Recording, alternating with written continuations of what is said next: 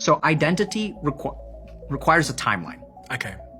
Now, the interesting thing is if we look at the formative moments of your life, they all have emotion.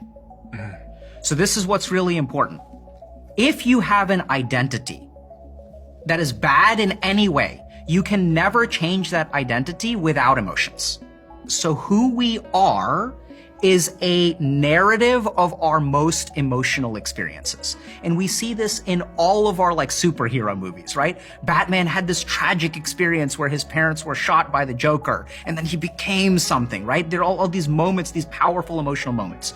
So if your emotions are dulled by drugs, by technology, by pornography, by watching serial killer shows, you will never change who you are. It is impossible. The neuroscience of your identity and development requires emotional experience. Okay?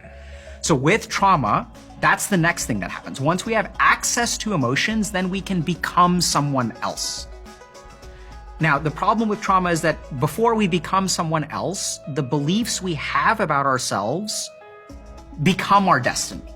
But this becomes a self-fulfilling prophecy. If I go into a job interview and I feel a lack of confidence, if I believe I'm a loser, then I'm not going to get the job. This is what a lot of people don't understand. Everyone's focused on productivity.